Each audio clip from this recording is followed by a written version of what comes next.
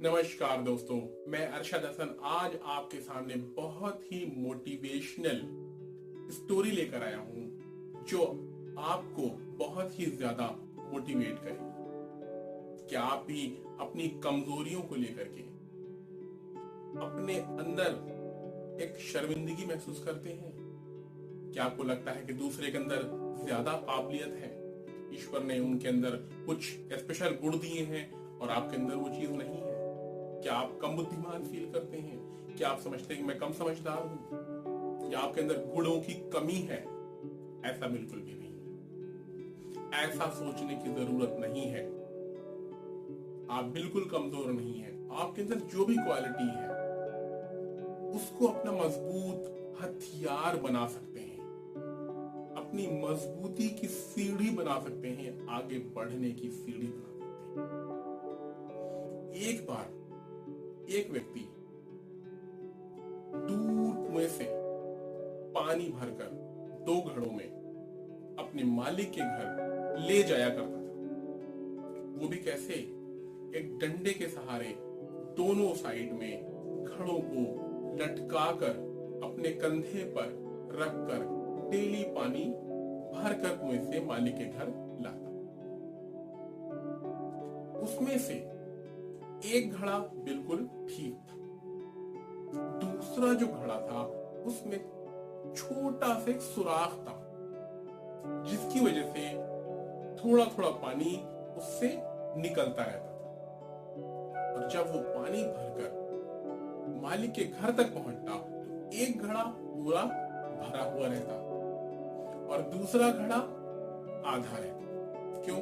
क्योंकि रास्ते में वो थोड़ा थोड़ा पानी निकलता रहता था उसमें और घर पहुंचते पहुंचते वो आधा हो जाता था। उससे क्या होता था, उस घड़े को बहुत ज्यादा शर्मिंदगी महसूस होती थी कि मेरे अंदर ये कमी है जिसकी वजह से मैं पूरा भरा नहीं रहता हूं और अपने मालिक की सेवा नहीं कर पाता। और दूसरा घड़ा अच्छे से सेवा करता है, पूरा पानी मालिक तक पहुंच जाता है।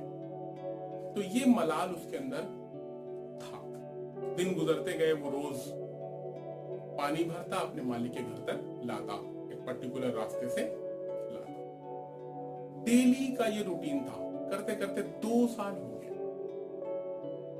एक दिन क्या हुआ, उस घड़े में जिस छेद था उसने अपने मालिक से कहा, उससे रहा नहीं गया। उसने हाथ जोड़े कहा कि मालिक मुझे क्षमा कीजिएगा, मैं जिस तरह से आपकी सेवा करनी चाहिए थी मैं नहीं कर पाया। मैं जब भी आता हूं तो आधा भरा हुआ आता हूं, पूरा नहीं आता, आधा पानी मेरा रास्ते में ही गिर जाता है। इसके लिए मुझे क्षमा कीजिए, लेकिन मुझे बहुत शर्मिंदगी होती है कि मैं आपकी सेवा उस तरह नहीं कर पाया जिस तरह करनी चाहिए थी। मालिक ने कहा, कल जब तुम लौटना तो रास्तों में देखते हुए आना, तुम्हें कुछ खास बात दिखाई पड़ी। जब वो अगले दिन आया, पूछा क्या देखा? कहा कुछ नहीं दिखाई पड़ी। कहा कुछ रास्ते में बहुत सारे फूलों के पौधे थे, उनमें फूल निकले हुए थे, वो देखे।